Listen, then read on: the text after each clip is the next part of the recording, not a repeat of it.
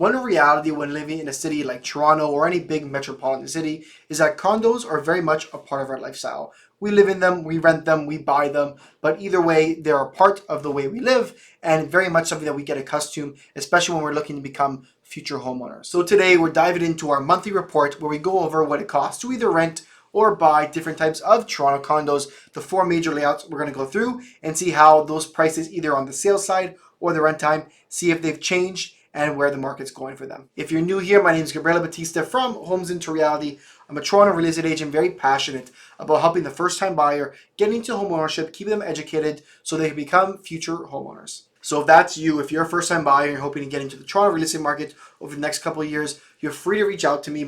In my description is my phone number, my email, and a link to book a call with me, all there. You can touch base with myself, and we're happy to discuss how I can get you into homeownership in Toronto. Let's jump into that content right away. We're going to be going over the median price point to rent, different types of condos first, your one bedrooms, your studios, your 1+10s, and your two bedrooms, and see where those trends are going and what things look like. We're starting for studio condos. We're looking at a median price point to rent of $2,000 a month. That is up $50 from last month, and we're seeing a little bit more supply come onto the market as well.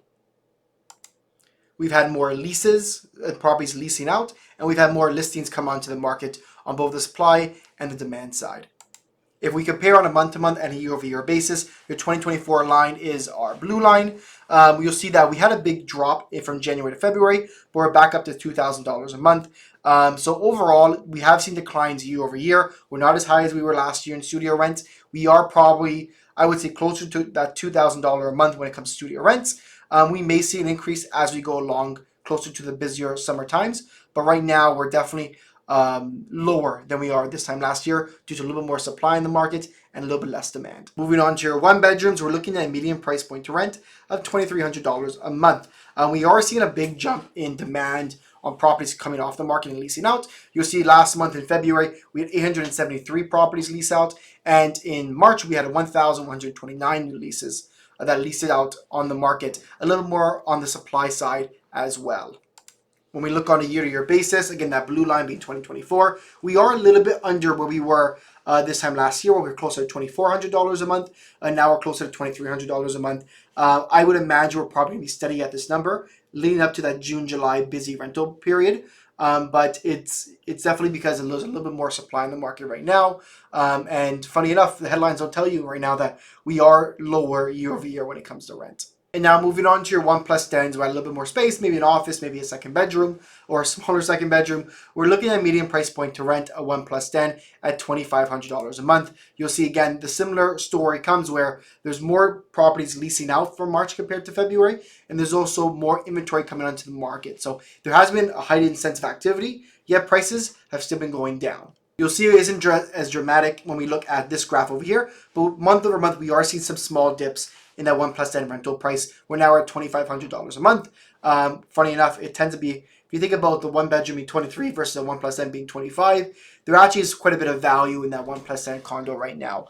But we are dipping below where the property prices were this time last year. Last year, we kind of stayed around $2,600 a month.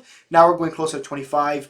My gut tells me with the more heightened demand coming into the market, we're probably going to stay stable around $25 until, again, we get to that busier time of year. And lastly, the biggest layout that we're typically look at is our two bedrooms. The median price point to rent a two bedroom in the city of Toronto is $3,000, up a little bit from last month. I think as we'll look at the numbers, we've been seeing a very similar trend with prices slowly declining on a month's basis versus a 1 month basis.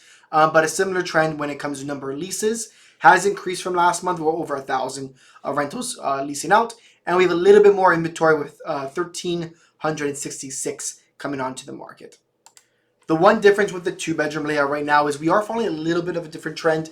Overall prices are down on a couple month basis. You'll see from January to March, we are a little bit down on prices, but it hasn't been a little bit more steady. And this curve has been different from the studios, the one beds, and the 1+10s, where it's been a much more dramatic increase in price when it comes to April all the way to August. And the decrease is also very dramatic as well. So we're falling a little bit more in line with these prices here. We are slightly below what we saw this time last year, which is the overall trend.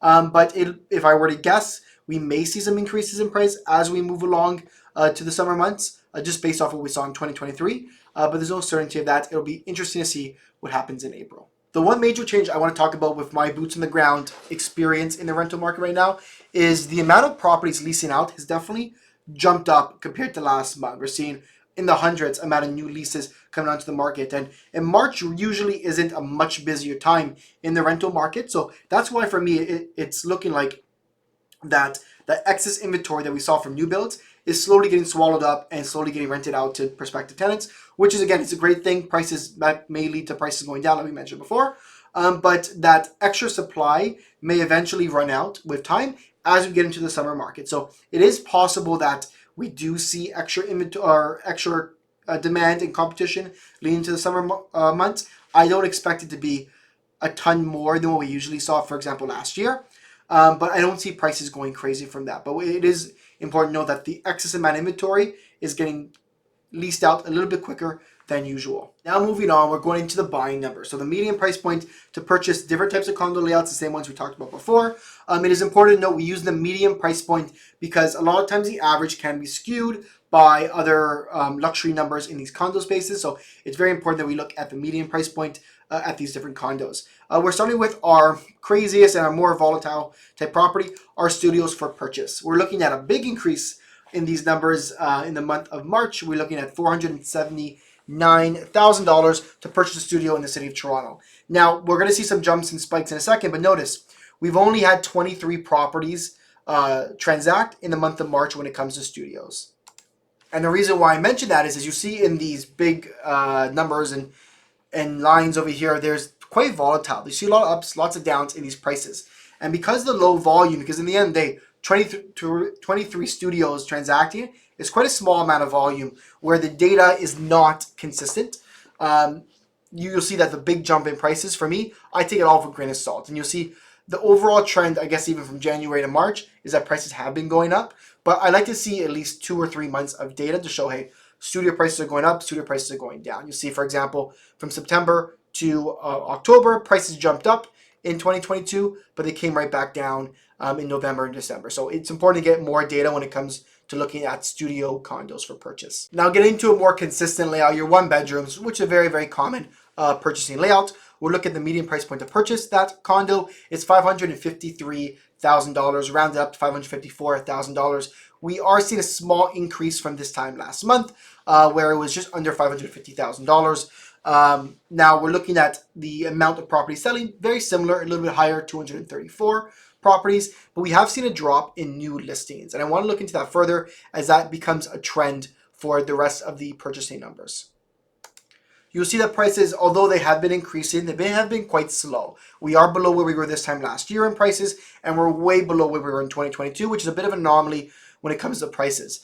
We are below, but we are following a bit of a similar trend where prices have been slowly but surely coming up from January all the way to March. We may see a little bit more of a jump in May and April, but I wouldn't think it'd be as dramatic just based off where I'm currently seeing the market happen. And there's a little bit more supply on the market as well. But the trend overall, this is very seasonal, where market prices tend to go up a little bit during this time of year.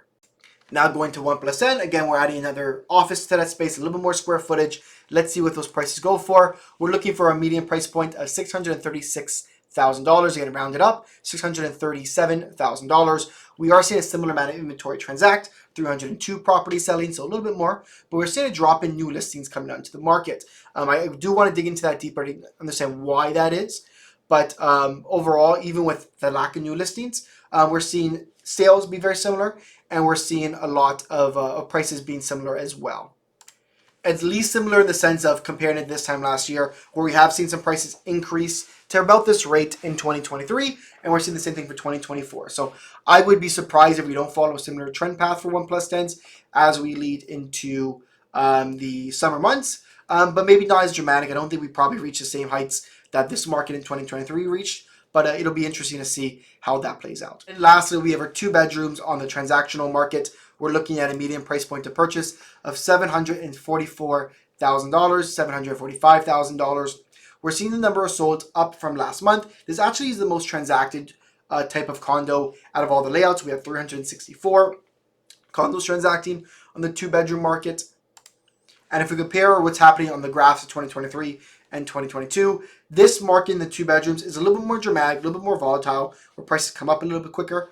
we definitely are seeing an increase in price point month over month and following very similar trends to 2023. I'd be curious if that continues to happen as well. I don't know if we'll reach the same heights that we saw in May of 2023, but we're definitely on the trajectory where the spring market will lead to an increase in value for these 2-bedroom condos. My experience right now, or at least boots on the ground on the transactional market for the condos, this tends to be my busiest area because a lot of my first-time buyers are looking in that condo market. So I tend to have a decent amount of experience here to see what's going on in the market. And the one thing that's interesting to me is the price makes sense to me. I have seen some properties sell for a little bit more than what I thought they may have sold for a few months ago. The only reason being is I think more properties are selling. In January and February, there was properties I thought were decently priced, but they really just weren't transacting. The buyers weren't there, demand wasn't there, so they were just kind of sitting at that price point. So to see price point come up, I'm not too surprised.